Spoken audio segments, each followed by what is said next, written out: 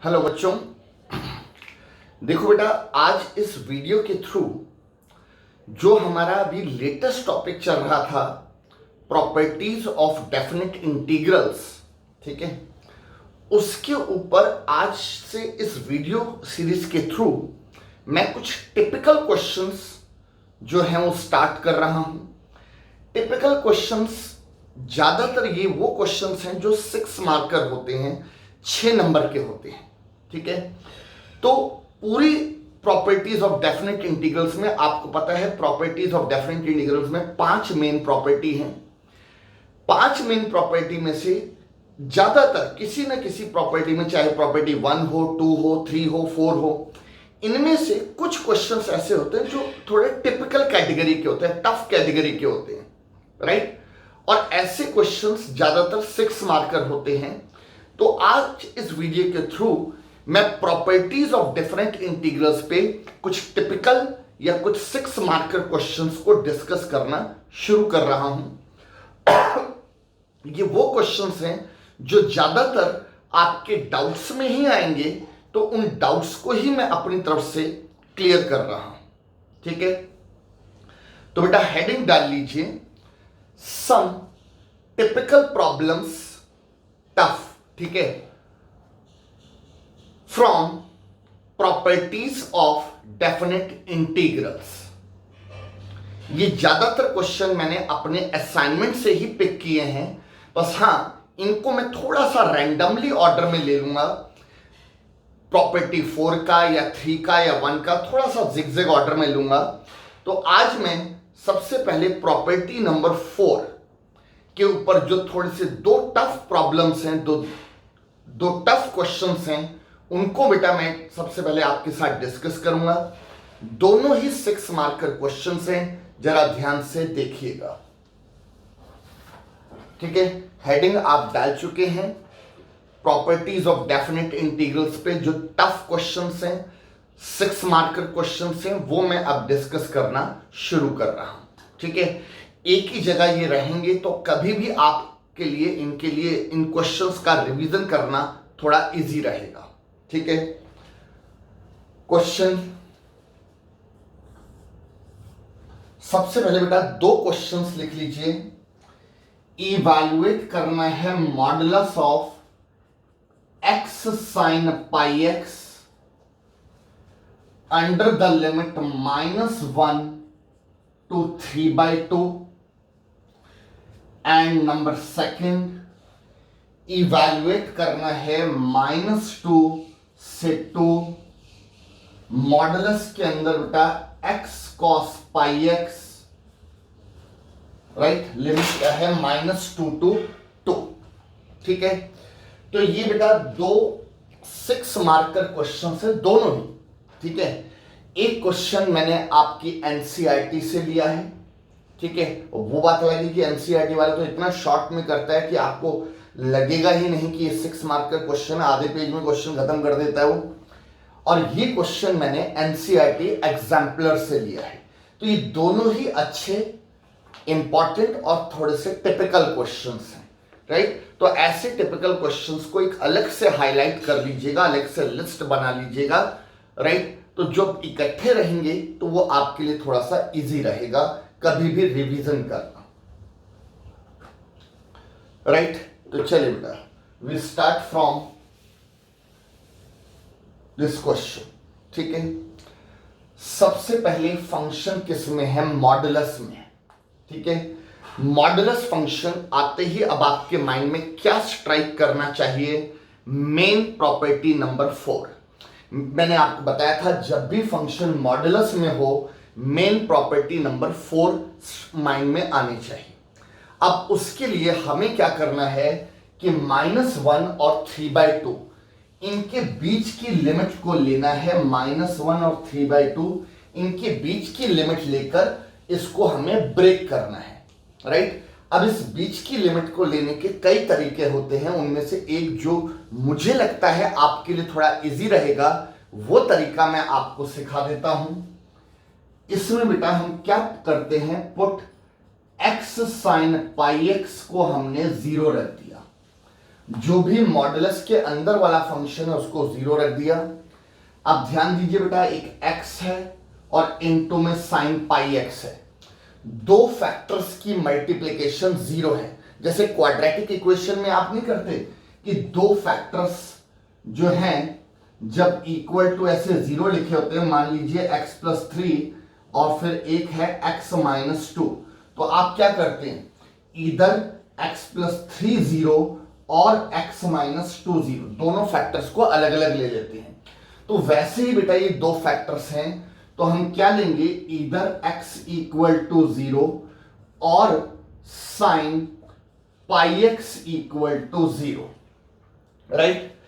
एक तो x की वैल्यू 0 आ गई और आपको पता है कि -1 और 3/2 के बीच में 0 लाइक कर रहा है, यानी कि एक वैल्यू तो कंफर्म हो गई कि 0 आ गई। अब जरा हम दूसरी वैल्यूज यहां से निकालने की कोशिश करते हैं, ठीक है। ध्यान दो बेटा, ये पूरा साइन का एंगल है, राइट, साइन थीटा 0। तो अब आपके माइंड में आएगा कि साइन कौन कौन सी वैल्यू पे हमें 0 आंसर देता है, ठीक है। साइन थीटा 0, तो साइन कौन कौन सी वैल्यू पर 0 आंसर देता है। एक तो बेटा थीटा =0, साइन 0 की वैल्यू 0 होती है, तो एज ए थीटा कौन है, पाई x, राइट। तो क्या लिखेंगे, पाई x=0 और इसके बाद बेटा साइन 180, वो भी 0 होता है, 180 का मतलब पाई, ठीक है। तो साइन 180 अगर 0 होता है तो ये जो थीटा है ये 180 के बराबर, तो मीन्स पाई x=पाई। हाँ जी बेटा, आ रही मेरी बात समझ में।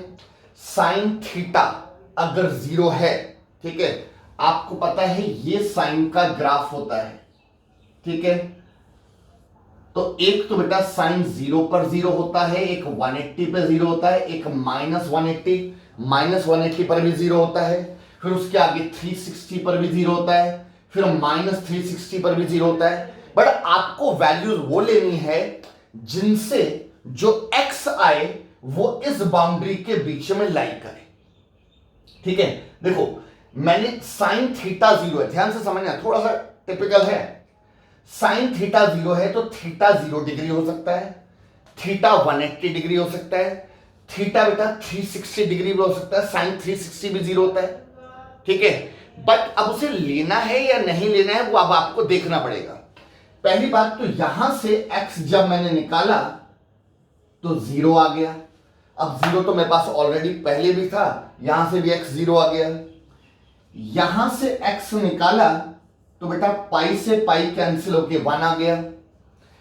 क्या 1 इस बाउंड्री में लाई करता है? यस, इस बाउंड्री में लाई करता है, ठीक है।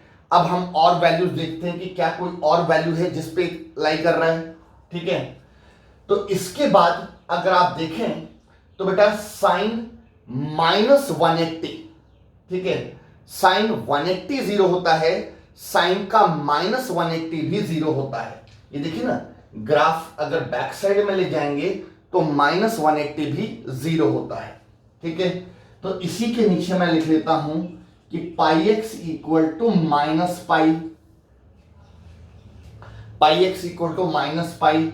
तो यहां से x की वैल्यू क्या आ गई, -1। पर मुझे मतलब है बीच की वैल्यू से, -1 और 3/2।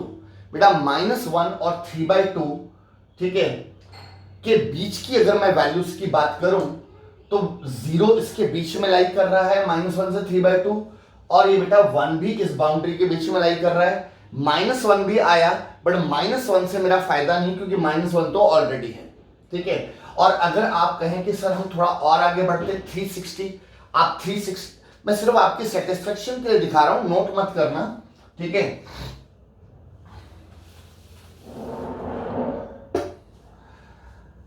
अगर आप, हाँ जी, साइन थीटा 0, तो थीटा बेटा 360 पर भी 0 होता है। 360 का मतलब कितना होता है, 2π। 360 मतलब 2π। पाई से पाई कैंसिल होकर x की वैल्यू 2 आ गई, बट 2 इस बाउंड्री में लाई नहीं कर रहा, ठीक है। तो मैं सिर्फ आपको ये दिखाने की कोशिश कर रहा हूं कि बाद में आपको कंफ्यूजन ना हो कि साइन थीटा, ये पूरा बेटा ब्लू कलर से जो सर्कल है वो थीटा है, साइन थीटा 0 है तो थीटा की क्या क्या वैल्यू पॉसिबल है, 0 पॉसिबल है, 180 वो भी जीरो, साइन 180 भी जीरो होता है, साइन 360 भी जीरो होता है। बट मैंने साइन 360 को लिया क्यों नहीं? क्योंकि जब मैं 360 पाई एक्स को 360 रखूंगा, बेटा 2 पाई का मतलब 360, तो वहां से जो एक्स आ रहा है वो मेरे लिए यूजलेस है, क्योंकि वो एक्स इस बाउंड्री में लाई नहीं कर रहा। ठीक है, फिर किसी के माइंड में आएगा कि सर -180 क्यों नहीं लिया आपने? मैंने लिया, देखिए मैंने -180 भी लिया, बट उससे भी जो x की वैल्यू आई वो -1 आई, और -1 ऑलरेडी है, तो यानी कि मुझे तो -1 और 3/2 के विद इन वैल्यू जो देखनी है। ये क्लियर है? तो यानी कि देखा जाए तो मैंने सारी वैल्यूज को चेक कर लिया। ये देखिए साइन का ग्राफ, एक तो 0 पर 0, एक बेटा पाई पर 0, एक 2 पाई पर 0, एक -पाई पे 0, और एक -2 पाई पे 0। इन सब पर साइन 0 होता है। ठीक है, और मैंने इन सबसे जो वैल्यू निकाली, ठीक है, मैं 2 पाई मैंने दिखाया अभी, बट 2 पाई से आपको पता है कि x क्या आ रहा था? 2 आ रहा था, बियॉन्ड द लिमिट जा रहा था, नहीं लिया। ऐसे आप -2 पाई ले लो, वो भी बियॉन्ड द लिमिट चला जाएगा। ठीक है, फिर पाई लिया, इक्वल टू पाई लिया, x इक्वल टू 1, ये मेरे काम का है, ये मैंने रख लिया। फिर 0 रखा, वहां से 0, ये भी मेरे काम का है, राइट। -180 क्यों नहीं लिया? क्योंकि उससे -1 आएगा, फायदा नहीं होगा। ठीक है, तो कहने का मतलब यह है कि आप अपनी सिर्फ काम की वैल्यूज को लो, जिससे आपको मतलब है, जिन पर वो नेग्लेक्ट होना है उनको दिखाने की भी कोई जरूरत नहीं। तो अब मुझे पता लग गया कि -1 और 3/2, बेटा -1 और 3/2 के बीच में ये दो वैल्यूज लाई कर रही हैं। मैंने असेंडिंग ऑर्डर में लिखा, तो पहले 0 लिखा और 1 लिखा, और इसको माइंड में रखते हुए हम इसको कैसे ब्रेक करेंगे? x साइन पाई एक्स, ठीक है, लिमिट -1 से 0, बेटा -1 to 0, plus x sign pi x under the limit 0 to 1, plus x sign pi x under the limit 1 to 3/2। ठीक है, लिमिट के हिसाब से बेटा मैंने इसको ब्रेक कर दिया। अब आपको पता है कि modulus contain both negative and positive. ठीक है, तो आपको पता है, जब बेटा आज मैं टिपिकल क्वेश्चन करा रहा हूं, बेटा सीधा टिपिकल क्वेश्चंस तब तक हो ही नहीं सकते जब तक आपको इसकी बेसिक नॉलेज नहीं है। तो जिस क्लास में मैंने टाइप 4 पढ़ाया था, छोटी छोटी बातें बताई थी, अगर आपने वो क्लास अटेंड नहीं की तो बेटा फिर इसको सीधा समझने का कोई फायदा नहीं है, राइट। आप पहले टाइप 4 के बेसिस पे जाइए, क्या बताया था, उसके जो क्वेश्चंस उस क्लास में कराए थे उनको देखिए, तब आप टिपिकल क्वेश्चंस पर आइए, राइट। तो क्या बोला था कि मॉडुलस फंक्शन है, तो मॉडुलस अपने अंदर नेगेटिव भी कंटेन करता है, पॉजिटिव फंक्शन भी कंटेन करता है। तो मैंने फॉर ए टाइम बीइंग लिख दिया। अब मुझे डिसाइड करना है कि इनमें से कौन नेगेटिव और कौन पॉजिटिव, राइट। और वो डिसीजन लेने के लिए, राइट बेटा यहां तक कॉपी कर लिया। अब मुझे डिसाइड करना है कि इनमें से कौन पॉजिटिव और कौन नेगेटिव। ठीक है, तो वो डिसीजन लेने की मैंने एक छोटी सी आपको ट्रिक बताई थी। तो मैं अब उस ट्रिक को फॉलो करना शुरू करता हूं। सबसे पहले इसको चेक करना है कि ये नेगेटिव या पॉजिटिव। -1 से 0, -1 से 0 के बीच में कोई भी एक नंबर ले लीजिए। -1 और 0 के बीच में मैंने ले लिया -1/2। -1/2 इसमें पुट करिए। ठीक है, इस वाले x की जगह थोड़ा रफर कर लीजिएगा। इस वाले x की जगह क्या डाला आपने? -1/2 इनटू में साइन पाई। इस वाले x की जगह भी क्या डाला? -1/2। तो ये हो गया माइनस का π/2। हाँ जी बेटा, इसमें मैंने -1 से 0 के बीच में एक नंबर लिया। क्या नंबर लिया? -1/2। मैंने x की जगह पुट कर दिया, वो आ रहा है। ठीक है, अब आपको पता है साइन ऑफ माइनस थीटा। हाँ जी बेटा, साइन ऑफ माइनस थीटा क्या होता है? Minus sine theta. ये वाला माइनस बाहर चला जाएगा। हाँ ये ट्रिगो में याद है ना, साइन का अगर एंगल नेगेटिव हो तो माइनस साइन बाहर चला जाता है, माइनस साइन बाहर आएगा, माइनस ऑलरेडी बाहर है तो माइनस माइनस प्लस हो जाएगा, 1/2 into sine pi by 2, right. Sine of minus theta बेटा क्या होता है, माइनस साइन थीटा, माइनस बाहर आया, माइनस माइनस प्लस हो गया। अब ये साइन 90, साइन 90 क्या होता है 1, साइन 90 1 होता है, ये 1/2 है, जो भी कर लो मल्टीप्लाई करके अल्टीमेटली पॉजिटिव आ रहा है, अल्टीमेटली पॉजिटिव आ रहा है। तो ये तो कंफर्म हो गया कि ये वाला फंक्शन मुझे पॉजिटिव लेना है, ठीक है। अगर ये बाई चांस नेगेटिव आता तो मैं स्पेशली बाहर माइनस साइन लगाता, बट अगर पॉजिटिव आ रहा है तो मैं कोई, या तो आप लगा दो प्लस, कोई दिक्कत वाली बात नहीं है, अदरवाइज आप कोई सिंबल नहीं लगाते, इसका मतलब कि ये पॉजिटिव है। चलिए ये वाला डिसाइड हो गया कि ये फंक्शन तो पॉजिटिव लेना है। अब इस पर आते हैं, अब इसकी चेकिंग करते हैं बेटा, 0 से 1, 0 से 1 इस बार मैं 1/2 डाल देता हूं, पिछली बार -1 से 0 -1/2 डाला था, तो 0 से 1 बेटा मैंने 1/2 डाल दिया। अब 1/2, अब इसकी चेकिंग करते हैं, 1/2 इसमें डालिए, इस वाले x की जगह बेटा क्या डालेंगे आप, 1/2 इंटू में साइन, इस x की जगह 1/2 डालोगे तो ये π/2 हो जाएगा, π/2 बेटा 90, साइन 90 1 होता है और ये 1/2 है, मल्टीप्लाई करेंगे ये भी पॉजिटिव, तो ये भी कंफर्म हो गया कि ये वाला फंक्शन के बाहर भी पॉजिटिव रहेगा, राइट। अब बेटा इस पर आ जाइए, 1 और 3/2, यहां आपको थोड़ी सी परेशानी होगी कि 1 और 3/2 के बीच में क्या लें, ठीक है। 1 और 3/2, बेटा 3/2 का मतलब जानते हैं ना 1.5, ठीक है। 3/2 कितना होता है 1.5, 1 और 1.5 के बीच में क्या लें, 1.25। हाँ जी बेटा 1 और 3/2, 3/2 कितना है 1.5 के बीच में क्या लें 1.25, राइट। अब 1.25 मैं कहूं कि आप इसमें डालिए, आपको थोड़ी सी परेशानी होगी कि 1.25 का क्या करें, ठीक है। तो बेटा 1.25 इज बेसिकली 125/100, तो दिस इज 5/4, राइट। तो 1 और 3/2 के बीच में मैंने क्या लिया 5/4, समझ आ गया बेटा। 1 और 3/2 के बीच में 3/2 इज 1.5, तो 1 और 1.5 के बीच में 1.25, 1.25 इज बेसिकली 5/4, 5/4 को बेटा यहां पुट किया, इस वाले x की जगह क्या पुट किया 5/4 इंटू साइन, इस वाले x की जगह 5/4 तो 5π/4, 5π/4 होता है 225 डिग्री। हाँ जी बेटा कितना होता है 225 डिग्री, और 225 डिग्री का क्वाड्रेंट कौन सा हो गया थर्ड। हाँ जी 5π/4 इज 225 डिग्री, कौन सा क्वाड्रेंट थर्ड। थर्ड क्वाड्रेंट में साइन क्या होता है नेगेटिव, ASTC याद कीजिए, थर्ड क्वाड्रेंट में साइन नेगेटिव, और ये 5/4 positive, negative into positive ultimately negative. तो बेटा अब ये कंफर्म हो गया कि ये वाला फंक्शन क्या लेना है नेगेटिव, तो हमने इसको यहां से काटा और इसके बाहर क्या लगा दिया माइनस, ठीक है।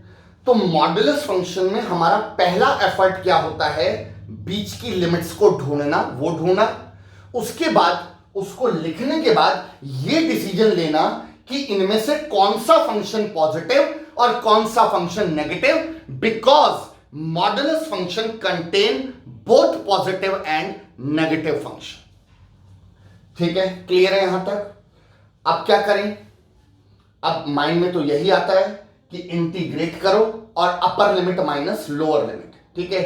बट एक नई चीज जरा जो सीखने वाली है वो जरा ध्यान देना बेटा, इस तरह से लिखने के बाद अगर आपको दो लगातार पॉजिटिव फंक्शन नजर आए, देखिए ये भी पॉजिटिव है ये भी पॉजिटिव है, ठीक है। अगर दो लगातार, देखो ये पॉजिटिव तीसरा वाला पॉजिटिव, वो लगातार वाली बात नहीं है, ठीक है। दो लगातार फंक्शन जो राइट जो कॉन्जिक्यूटिव जो फंक्शन है, अगर वो पॉजिटिव हो या दो कंसेक्यूटिव फंक्शन नेगेटिव हो। हाँ जी, लगातार मतलब दो कंसेक्यूटिव फंक्शन पॉजिटिव हो या दो कंसेक्यूटिव फंक्शन नेगेटिव हो। यूजुअली ऐसा होता नहीं है, राइट? मैंने जितने भी क्वेश्चन पहले करवाए कभी दो कंसेक्यूटिव फंक्शन पॉजिटिव नहीं आए, दो कंसेक्यूटिव फंक्शन नेगेटिव नहीं आए, फर्स्ट टाइम आ रही है। बट अगर कभी ऐसा हो कि दो कंसेक्यूटिव फंक्शन पॉजिटिव आए या दो कंसेक्यूटिव फंक्शन नेगेटिव आए, तो आप उन दोनों को मर्ज कर सकते हैं, राइट? तो ये दोनों क्योंकि बेटा पॉजिटिव आ रहे हैं, ये भी पॉजिटिव ये भी पॉजिटिव, तो मैं इनको मर्ज करके सिंगल में कन्वर्ट कर सकता हूं इन दोनों को। सिंपल सी बात है, -1 से 0, हाँ जी बेटा, -1 से 0 और फिर 0 से 1। आप देखो ना, आप क्या बोल रहे हो, -1 से 0 पर ये पॉजिटिव है, फिर 0 से 1 पर भी पॉजिटिव है, तो सीधा ना बोल दें कि -1 से 1 पर पॉजिटिव है। हाँ जी, -1 से 0 पर भी पॉजिटिव, 0 से 1 पर भी पॉजिटिव, तो आप सीधा क्या बोलेंगे कि -1 से 1 पर पॉजिटिव है। तो दो लगातार पॉजिटिव या दो लगातार नेगेटिव आए तो उनको कंबाइन कर सकते हैं। तो आप क्या लिखेंगे, x sin πx under the limit -1 to 1। हाँ जी बेटा, -1 से 0 और 0 से 1 को कंबाइन करके -1 to 1 कर दिया, और माइनस का x sin πx under the limit 1 से 3/2। ठीक है, तो पहले ये डिसाइड हुआ और इसके बाद अगला स्टेप ये लिख लिया, क्योंकि ये दो लगातार पॉजिटिव थे तो मैंने कंबाइन करके -1 to 1 कर दिया। ठीक, अब आपके माइंड में आ सकता है कि सर -1 से 1 है तो प्रॉपर्टी नंबर 2 लगा लो। कौन सी प्रॉपर्टी नंबर 2 थी? इवन ऑड, जिसमें चेक करते थे whether the function is even, whether the function is odd. ठीक है, बट मैंने आपको बताया था कि प्रॉपर्टी नंबर 2 जो होता है वो बेसिकली हमारे बेनिफिट के लिए होता है कि अगर बाई चांस ऑड आ जाए तब हमें लगता है कि फायदा है कि ऑड आती है वो 0 हो जाता है, और 0 आती है आराम से इवैल्यूएशन, मतलब 0 आती है तो फिर वैसे ही 0 हो गया। ठीक है, हाँ अगर इवन आ गया, देखो -1 to 1 जब भी आए, -a to a जब भी आए, मैं आपको यही सजेस्ट करूंगा कि एक ट्राई मारा करो, राइट? प्रॉपर्टी नंबर 2 यूज किया करो, इवन ऑड वाली प्रॉपर्टी। उस ट्राई मारने से दो बातें, अगर वो ऑड आया तो आपका बहुत बड़ा फायदा है। क्या बहुत बड़ा फायदा है? सीधा सीधा इवैल्यूएशन 0 हो जाएगा। अब मान लो ऑड नहीं आया, इवन आया, उसमें आपका बहुत बड़ा फायदा नहीं बट छोटा सा फायदा उसमें भी हो जाता है कि उसमें लोअर लिमिट ना 0 हो जाती है, और जब भी लोअर लिमिट 0 होती है उससे आपकी कैलकुलेशन थोड़ा सा इजी होती है। मतलब as compare to lower limit -1 या as compare to lower limit 0, no doubt lower limit 0 होने से कैलकुलेशन थोड़ा इजी रहेगी। ये तब की बात कर रहा हूं अगर इवन आए, और ऑड आए तो फिर तो बहुत बड़ा फायदा है, सीधा सीधा इवैल्यूएशन 0 हो जाता है।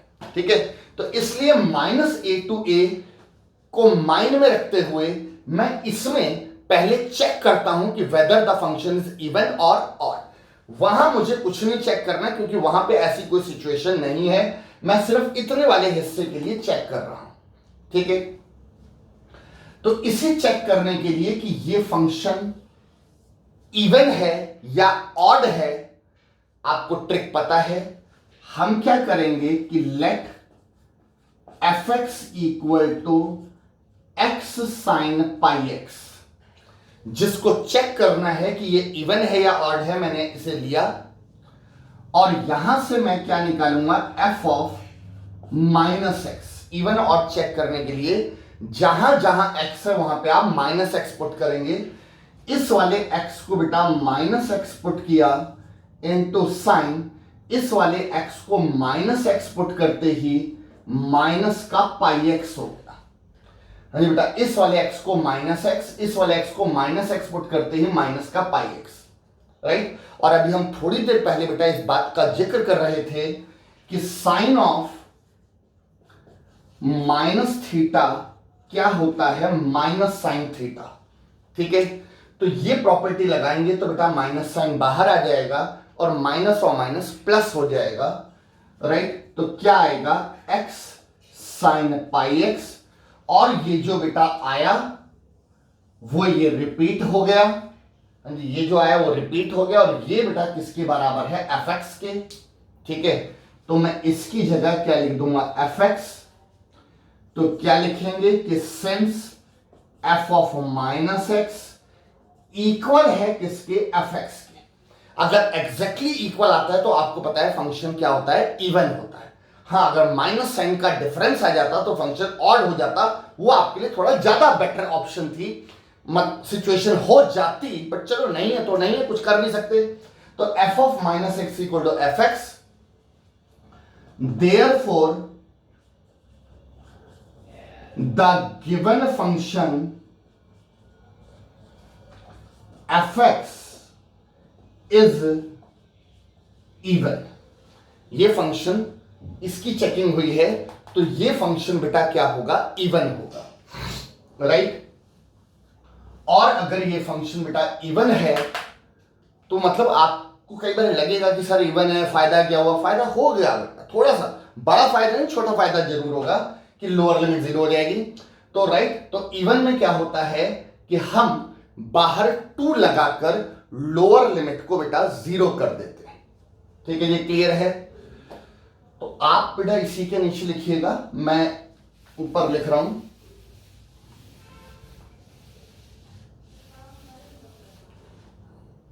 ठीक है। आप इसी के नीचे जो अभी आपने लिखा ना कि फंक्शन इवन, उसके नीचे क्या लिखेंगे कि मैं इसी में चेंज करके आपको ये वाली लाइन कॉपी करनी पड़ेगी,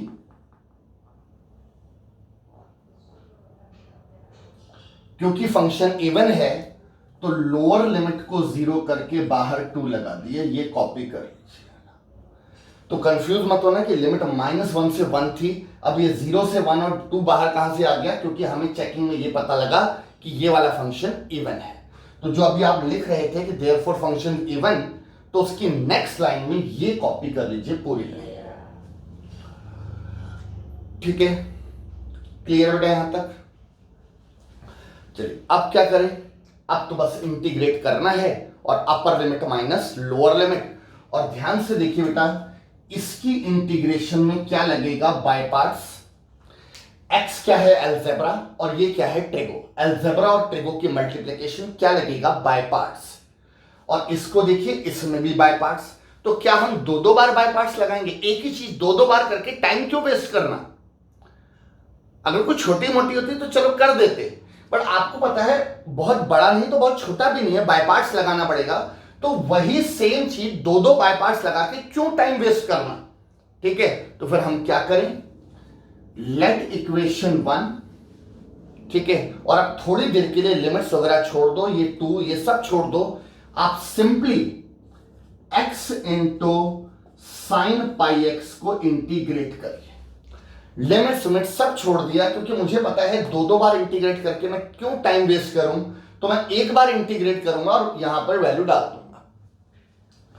फिलहाल बेटा हमारा आइलेट रूल क्या बोलता है, बाय पार्ट्स में अलजेब्रा फर्स्ट, ट्रिगो सेकंड, जैसा लिखा है ठीक लिखा है, बाय पार्ट्स लगाना शुरू करते हैं।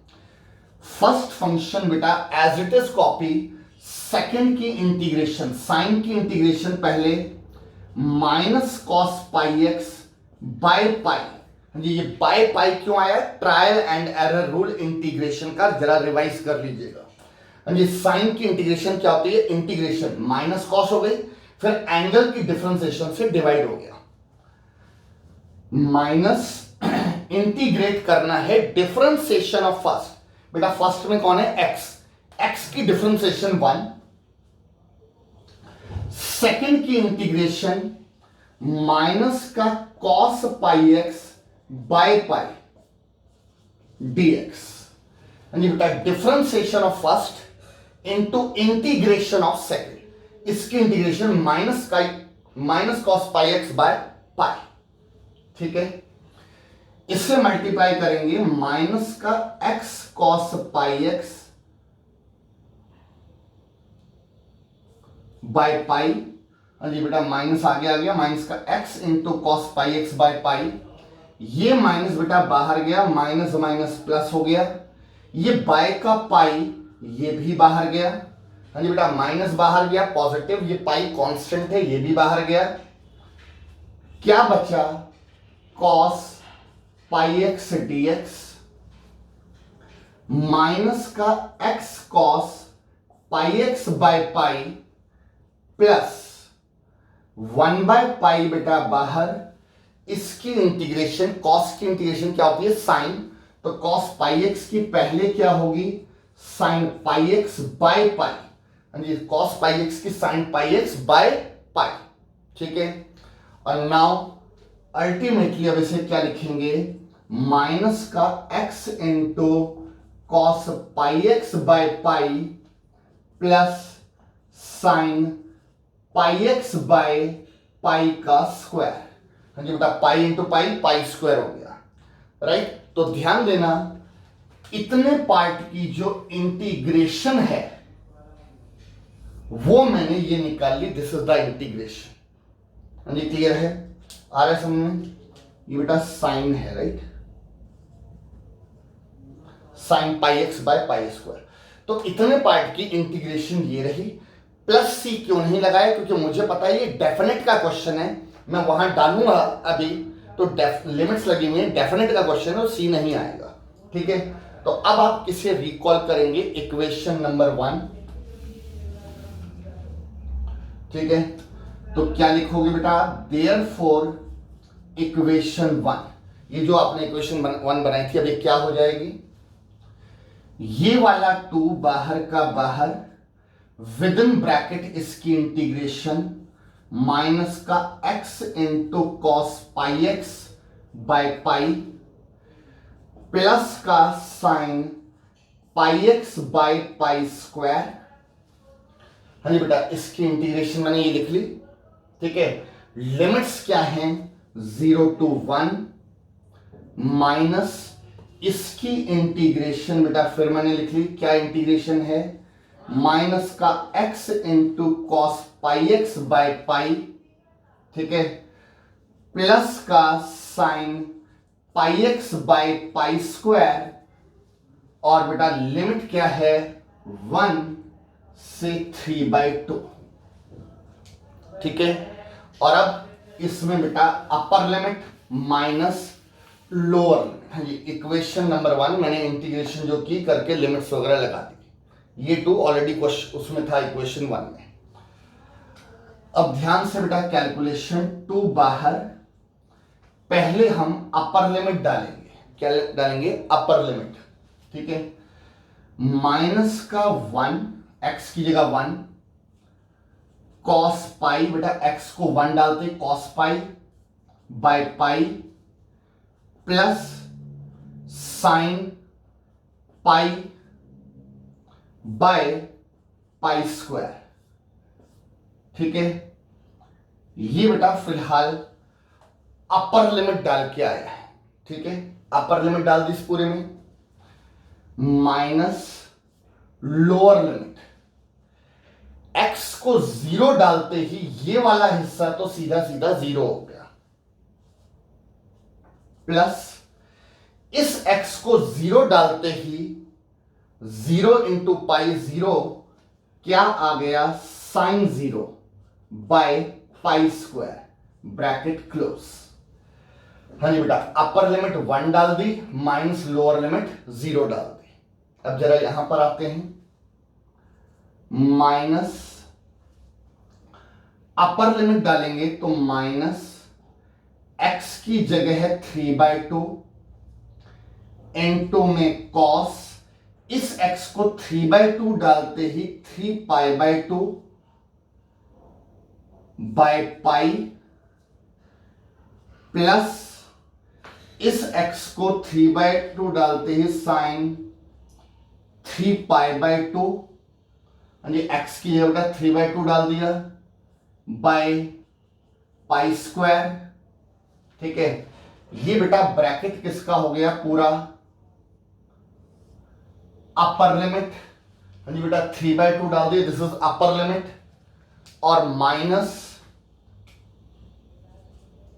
बेटा लोअर लिमिट 1 डालेंगे, 1 इसमें डालते ही माइनस का 1 इंटू में cos pi by pi, plus यहां 1 डालेंगे तो sine pi by pi square, bracket close, capital bracket close. तो इतने हिस्से में upper limit minus lower limit, इतने हिस्से में upper limit minus lower limit. 2 बाहर, पाई, पाई होता है 180, ठीक है, और cos 180 की वैल्यू होती है -1। हाँ जी बेटा, cos 180 की वैल्यू -1, इसे -1 डालते ही माइनस माइनस प्लस का 1 बाय पाई, प्लस साइन 180 की वैल्यू 0, तो ये बेटा साइन 180 बेटा 0, तो 0 by anything is 0, minus sine 0 की वैल्यू 0, 0 बाय एनीथिंग इज 0, ठीक है, minus with in bracket minus का 3 pi by 2 into cos 3 pi by 2, cos का 270, कॉस का जो 270 है, ठीक है, वो होता है बेटा 0, ठीक है, कॉस 0 1, कॉस 90 0, कॉस 180 -1, कॉस 270 0, तो ये जो कॉस का 3 पाई बाय 2 270 है, ये 0 हो गया। तो बेटा अगर ये 0 हो गया तो ये 0 होते ही पूरी टर्म 0 हो गई, तो आप इसकी जगह डायरेक्टली 0 लिख दीजिए। हाँ जी, कॉस 270 0 होते ही ये पूरी टर्म 0 हो गई, प्लस साइन 270, ठीक है, साइन 3 पाई बाय 2 का मतलब होता है 270, साइन 270 होता है -1, राइट, तो इसकी जगह -1 रखा, और बाय में क्या है पाई स्क्वायर, ठीक है, माइनस, अब इस पर आ जाओ, sine O cos pi, pi is 180, cos 180 होता है -1, तो माइनस माइनस प्लस 1, तो बेटा ये आ गया 1 बाय पाई। हाँ जी, क्लियर है, क्या आ गया 1 बाय पाई, और साइन 180, साइन 180 0 होते ही 0 by anything is 0, 0, bracket close. बेटा इस स्टेप के बाद ये स्टेप जो आया, उसके लिए मैं आपको कुछ रीजंस दे देता हूं, वरना इसके बाद जब आप ये कल को रिवाइज करेंगे तो शायद आप कंफ्यूज हो जाएं कि भाई ये इससे ये कैसे आ गया, ठीक है। तो अगर आप ध्यान से देखें तो एक तो साइन 180 कॉस 180 की जरूरत पड़ी है, और एक साइन 270 और कॉस 270 इन वैल्यूज की जरूरत पड़ी है। तो मैं आपको बता दूं कि सिंस साइन पाई, साइन 180 0, ठीक है, sine 3 pi by 2 -1, right, sine 3 pi by 2 की वैल्यू बेटा क्या होती है -1, साइन का 270, ठीक है। ऐसे ही कॉस पाई -1, कॉस पाई -1 होता है, और कॉस 3 पाई बाय 2 यानी कि कॉस 270 0 होता है, ठीक है। तो ये 4 वैल्यूज यहां पे डालने के बाद ये आया है बेटा, तो इस स्टेप का ये रीजन लिख लीजिएगा।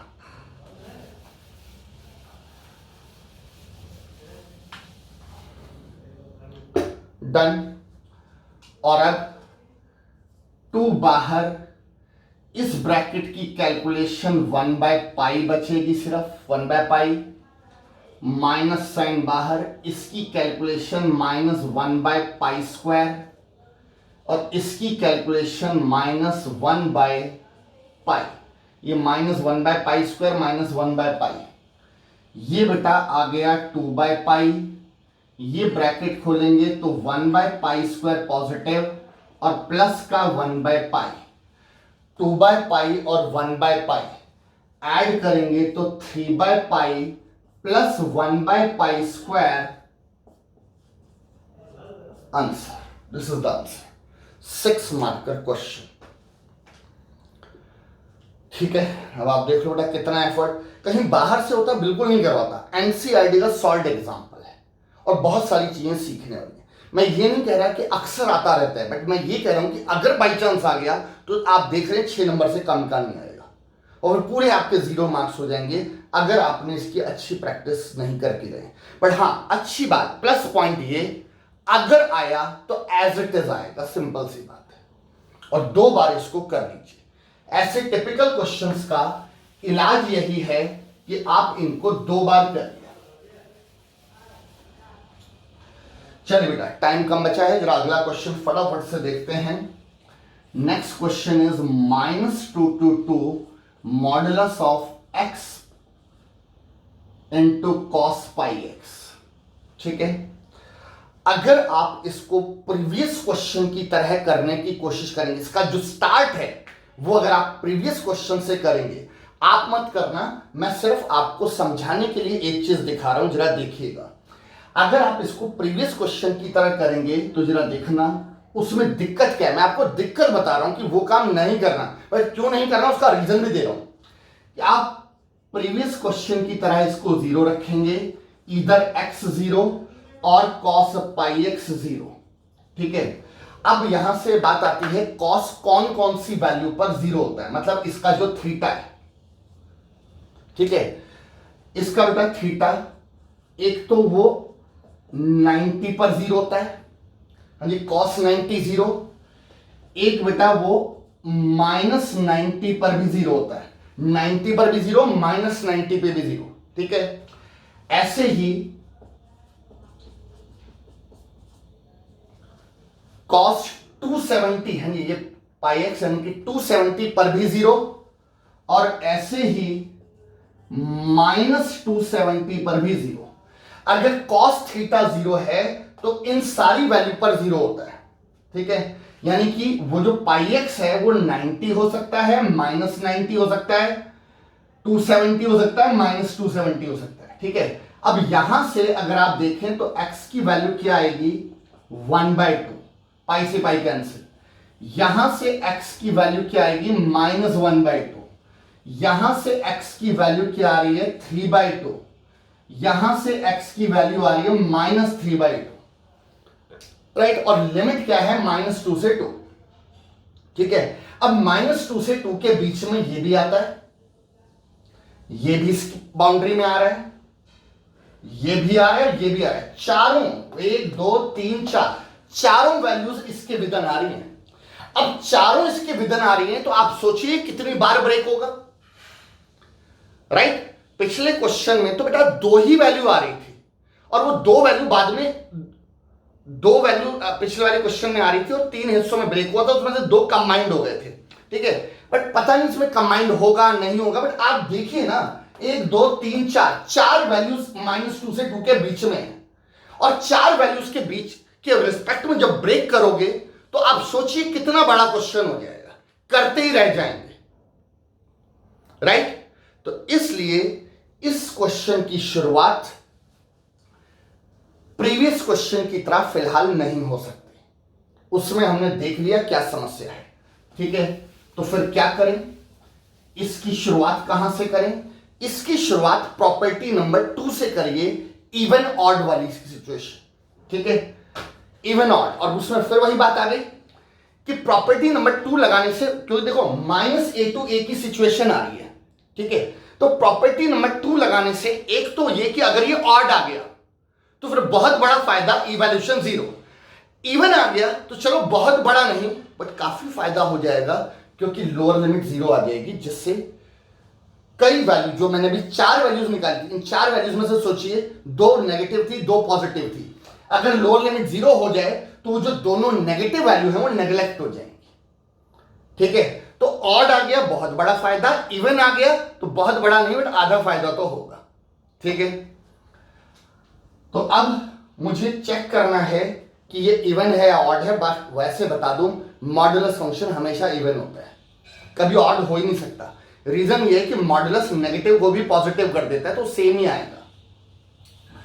तो इवन ऑड चेक करने के लिए let fx equal to x cos pi x, इस पूरे को मैंने fx मान लिया। देयरफॉर यहां से एफ ऑफ माइनस एक्स निकाला, एक्स की जगह बेटा माइनस एक्स, कॉस एक्स की जगह है माइनस एक्स डाला तो माइनस का पाई एक्स आ गया। अगले स्टेप में माइनस का x cos pi x.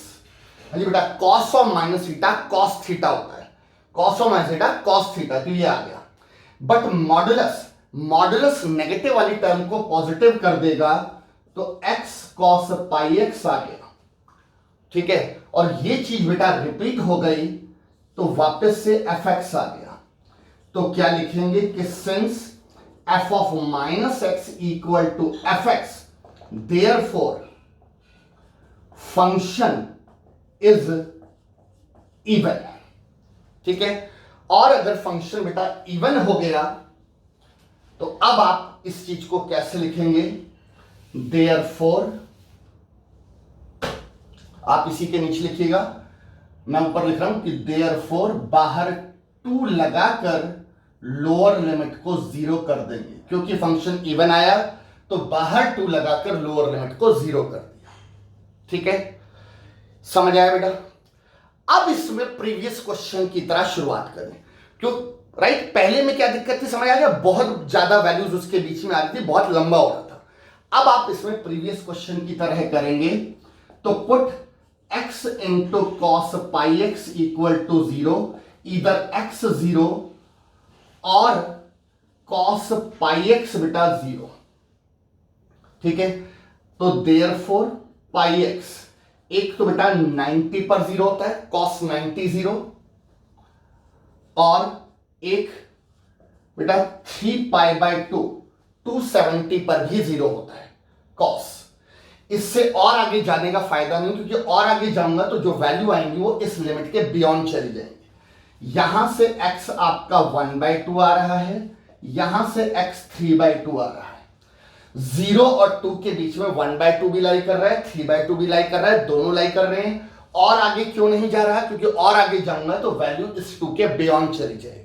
Back side में क्यों नहीं जा रहा है, वैल्यू नेगेटिव आएगी, नेगेटिव वैल्यू से मतलब ही नहीं, क्योंकि अब 0 से 2 के बीच में लेना है, समझ गए। तो अगर आप इसमें प्रॉपर्टी नंबर 2 नहीं लगाते तो बीच में 2 नहीं 4 वैल्यूज आ रही थी, जो आपके लिए बहुत ज्यादा मुश्किल हो जाता। तो अब प्रॉपर्टी नंबर 1 लगाने से अब बीच में बेटा 2 वैल्यूज आ रही हैं, राइट। तो अब आप कैसे ब्रेक इसको कैसे लिखेंगे, 2 तो देखो बाहर का बाहर रहेगा, ये वाला 2 विद इन ब्रैकेट, इसको क्या लिखेंगे, x cos पाई एक्स लिमिट 0 से 1/2, हाँ जी बेटा 0 और 2 के बीच में 1/2 और 3/2 है, प्लस x cos पाई एक्स को अंडर द लिमिट 1/2 से 3/2, ठीक है, प्लस x cos पाई एक्स को अंडर द लिमिट 3/2 से 2, ब्रैकेट क्लोज। ब्रैकेट इसलिए क्योंकि बाहर 2 है तो बाहर 2 है। अब ये ब्रेक करने के बाद मैं डिसाइड करूंगा कि कौन सा फंक्शन पॉजिटिव और कौन सा फंक्शन नेगेटिव, ठीक है। वो डिसाइड करने के लिए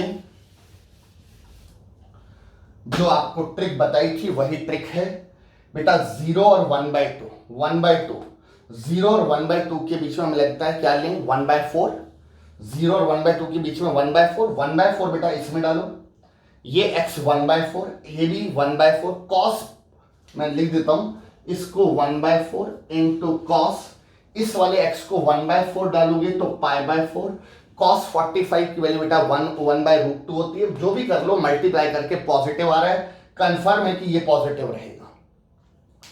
अब इस पर आ जाओ, 1/2 और 3/2 बेटा, 1/2 और 3/2 के बीच में 1 ले लेते हैं, 1/2 और 3/2 के बीच में 1 इसमें डाला, इसमें डालेंगे तो ये 1 आ गया यहां पर, इसमें डालेंगे तो कॉस का पाई बचेगा, इसमें 1 डालेंगे कॉस पाई, और कॉस पाई अभी थोड़ी देर पहले बताया था क्या होता है, -1, cos 180 इज -1, इसका मतलब ये -1 होगा, ये प्लस का 1 है, मल्टीप्लाई करके नेगेटिव आ रहा है, तो बेटा ये वाला प्लस काट के क्या करना पड़ेगा, माइनस, ठीक है।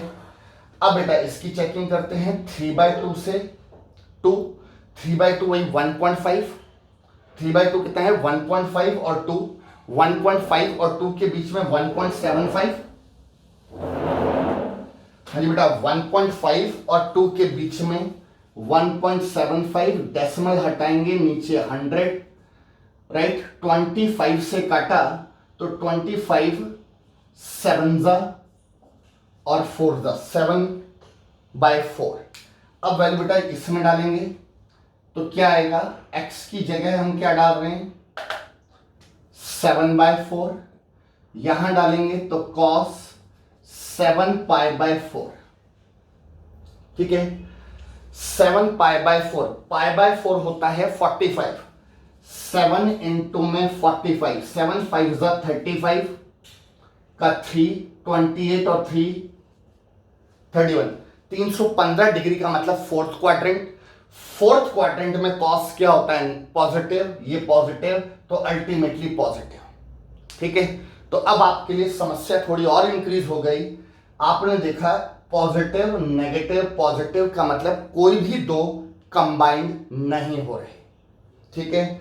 अगर बेटा कोई भी दो कंबाइंड नहीं होंगे तो हमें 3 बार इवैल्यूएशन, इंटीग्रेट तो एक ही बार करना पड़ेगा। पिछली बार भी 2 बार तो इंटीग्रेट नहीं किया ना, एक ही बार किया, इसमें भी एक ही बार इंटीग्रेट एक ही बार करना है, और हाँ इवैल्यूएशन 3 बार आ जाएगा। अब 3 में इकट्ठे करने में अगर आपको दिक्कत होगी बेटा, तो इट्स बेटर कि I1 I2 I3 वाला काम कर लीजिएगा। 2 को बाहर, इसके इवैल्यूएशन को I1 माइनस इसके इवैल्यूएशन को I2 और इसके इवैल्यूएशन को I3, लेट इक्वेशन 1, ठीक है। अब रही बात बेटा इन सबको निकालने के लिए क्या जरूरी है कि पहले आपको कौन इंटीग्रेट करना पड़ेगा, x cos πx, इसकी इंटीग्रेशन करनी पड़ेगी। x cos πx की इंटीग्रेशन बाय पार्ट्स, आइलेट से ये फर्स्ट ये second, first function as it is, second की integration sin πx by pi, trial and error rule, by pi में आ गया, minus differentiation of first one, second की integration sin πx by pi, cos की पहले sign हो गई और बाय उसकी डिफरेंशिएशन से डिवाइड, ठीक है। और अब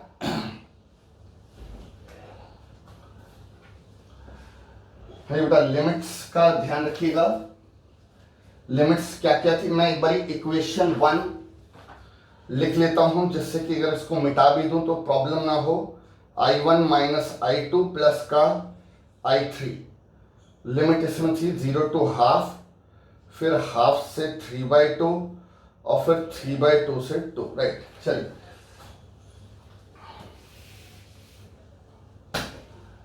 तो अब x sin πx by pi minus बेटा 1/पाई बाहर, क्या बचा sin πx, x sin πx by pi minus इसकी इंटीग्रेशन क्या आएगी sin πx की, माइनस cos πx बाय पाई, और minus minus plus cos πx by पाई का स्क्वायर हो जाएगा, समझिए ना, minus cos πx by pi, pi into pi, pi square हो गया, ठीक है।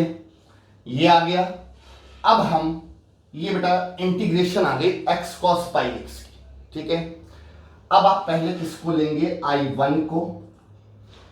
I1 के लिए x sin πx by pi plus का cos πx by pi square, ठीक है। और लिमिट क्या लगी हुई थी इसमें 0 से 1/2 I1 में, ठीक है। तो अब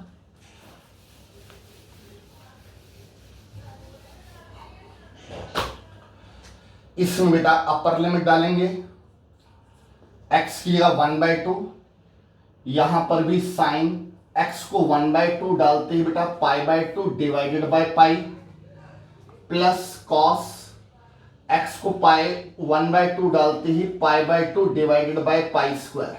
ये तो किसका ब्रैकेट हुआ, अपर लिमिट का। लोअर लिमिट बेटा 0, इस वाले 0 को डालते ही पूरी टर्म 0 हो गई, इसको 0 डालते ही कॉस का 0 हो गया बेटा, पाई इंटू 0 0, बाय में क्या पाई स्क्वायर, पाई बाय 2 होता है 90, साइन 90 क्या होता है 1, ये अगर 1 हो गया तो बेटा 1 बाय 2 पाई, कॉस 90 बेटा 0 होता है, 0 बाय एनीथिंग इज 0, कॉस 0 बेटा 1 होता है बाय पाई स्क्वायर, ठीक है, 1 बाय 2 पाई माइनस का 1 बाय पाई स्क्वायर, ये फिलहाल किसका आंसर I1 का। ऐसे ही बेटा I2 आपको निकालना है, I3 आपको निकालना है, फिर इक्वेशन 1 में वैल्यू डाल देना और वो सारी कैलकुलेशन करके आपका फाइनल आंसर क्या आना चाहिए मैं बता देता हूं। इसका बेटा final answer is 8 by pi करके बेटा आंसर टैली कर लीजिएगा, राइट। इंटीग्रेट तो एक ही बार करना ना, एक बार कर लिया बस, एक बार लिमिट 0 टू 1/2 कैलकुलेशन करके ये आया, फिर 1/2 के बाद कैलकुलेशन करोगे 1/2 से 3/2 वो I2 होगा, और फिर 3/2 से 2 वो क्या होगा I3, और वो सारी कैलकुलेशन करके फाइनल आंसर क्या बचना चाहिए 8 बाय पाई, ठीक है। तो ये कैलकुलेशन आपको कंप्लीट करनी है, डन। तो देखिए बेटा, माना कि आज की क्लास में 2 ही क्वेश्चन हुए, बट आप देख लीजिए दोनों कितने टिपिकल और बड़े क्वेश्चंस थे, और क्योंकि मुझे समझाना था, सिखाना था, बहुत सारी बातें इन्वॉल्व थी, इसलिए और भी ज्यादा उसमें टाइम लग रहा था, ठीक है, राइट। तो बात 2 क्वेश्चंस की नहीं है, बट इन 2 क्वेश्चंस को करने के बाद बहुत सारी चीजें माइंड में क्लियरिटी आ जाती है। ये 2 क्वेश्चन कम से कम 10 क्वेश्चंस के बराबर है, ठीक है। और क्या करना है आपको, इन दोनों क्वेश्चन को 2-2 बार कर लेना है, जिससे कि चीजें अच्छी तरह से क्लियर हो जाएंगी। अगर आया तो एज इट इज आएगा, कोई चेंजेस नहीं आएंगे। एक क्वेश्चन एनसीईआरटी का है, एक एग्जाम्पल का है, ठीक है। चलिए बेटा, तो आने वाली क्लासेस में इस तरह के कुछ और भी टिपिकल क्वेश्चंस मैं आपको करवाऊंगा, ठीक है। फिलहाल आज की इस क्लास में इन 2 क्वेश्चंस पे आप पूरा फोकस कीजिए, ठीक है बेटा। चलिए इस क्लास को यहीं वाइंड अप करते हैं। Thank you.